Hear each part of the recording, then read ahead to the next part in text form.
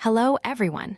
Welcome to Celsius 233, your go-to place for fiction book summaries. Today, we will get lost in the pages of A Room of One's Own by Virginia Woolf.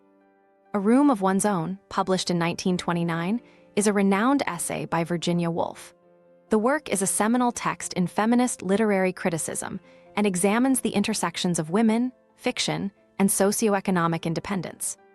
Woolf's famous assertion, "A woman must have money and a room of her own if she is to write fiction," underpins the essay, which is based on 2 lectures she gave at Cambridge University in 1928. Through fictionalized narratives, Woolf explores the historical exclusion of women from the literary canon and the broader implications of gender inequality on artistic creation. Plot summary.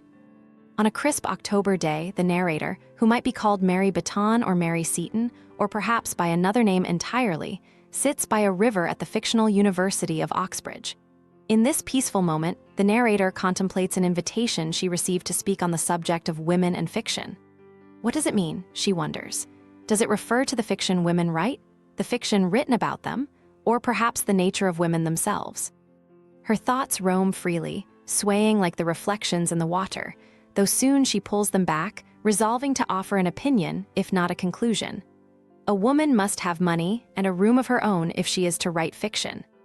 To support this claim, the narrator recounts a series of events from her visit to Oxbridge. As she walks across a grass plot, she is suddenly intercepted by a beetle, a solemn figure who informs her that women are not allowed to walk on the sacred turf reserved for men. She steps aside onto the gravel path, pondering the invisible rules that govern this world, rules that keep women away from the spaces of learning and creation. She continues to reflect on the institutional structures that have historically excluded women from education, contrasting her meandering thoughts with the smooth traditions of Oxbridge's male-dominated intellectual life. Lunch at the men's college is a lavish affair: soles in a creamy sauce, partridges with all the trimmings, and puddings that rise like sugar sculptures. The meal is accompanied by fine wines that warm the spirit and spark conversation. It is an embodiment of intellectual nourishment, as if the pleasures of the table are directly linked to the ease with which ideas flow. Later, the narrator visits the women's college, where the stark difference is evident. Dinner there consists of a simple meal: plain gravy soup, beef with greens, and prunes for dessert. There are no luxurious indulgences here, only the bare necessities. The narrator is struck by how these 2 meals symbolize the disparity between men's and women's access to resources. The wealth that funds the men's colleges has, over centuries, bought more than just buildings and books. It has bought the freedom to create, to think, and to write. As she leaves the women's college, the narrator's thoughts turn to history. Why, she wonders, have there been so few women writers, and why have they been given so little space to express themselves? To illustrate this, she imagines the life of Judith Shakespeare, the fictional sister of the great playwright William Shakespeare. In this imagined history, Judith possesses the same extraordinary genius as her brother, but she faces an entirely different fate. While William is free to pursue his art, Judith is trapped by the constraints of her gender. Denied education and opportunities, she eventually runs away to London, only to meet scorn and rejection. Her gifts unrecognized and her spirit broken, Judith ends her life in despair. The narrator mourns the loss of countless women like Judith, whose talents were crushed by a society that did not permit them the same freedoms granted to men. These reflections lead the narrator to the British Museum, where she attempts to find answers about women's place in literature and society. However, the library's vast collection of books written by men about women overwhelms her. She feels the weight of centuries of male judgment and authority pressing down on her, leaving little room for women's voices to emerge. The narrator becomes acutely aware of the anger that simmers beneath the surface of these scholarly texts, as men throughout history have used their positions of power to define women in ways that reinforce their own superiority. She observes that women have served as mirrors, reflecting men back to themselves at twice their natural size, providing the validation men need to maintain their dominance in the world.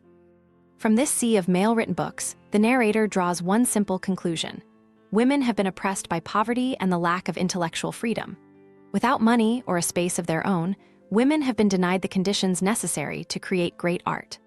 Woolf points to the few exceptions: Jane Austen, the Bronte sisters, and George Eliot, remarking that they managed to write despite these enormous obstacles, but they are rare outliers in a long history of silence.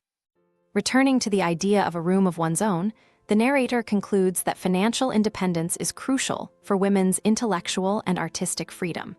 She recounts her own experience of inheriting £500 a year from an aunt. This legacy has freed her from the drudgery of odd jobs and scraping by, allowing her to think, to write, and to be indifferent to the opinions of men. Money, she reflects, is the key to unlocking women's potential, granting them the space to think for themselves without being beholden to anyone. As she prepares to leave the British Museum, the narrator acknowledges the deep-seated anger she has uncovered, not just her own, but the anger of countless women who have been locked out of the world of art and ideas. Yet, she insists that anger is not enough. If women are to take their rightful place in the world of fiction, they must not merely rage against the injustices of the past. Instead, they must claim the material conditions, money and space, that will allow them to write their own stories on their own terms. In her final reflection, the narrator envisions a future where women will no longer be limited by the constraints of poverty and oppression. In this future, women writers will be free to explore the depths of their creativity, unburdened by the need for approval or validation from men.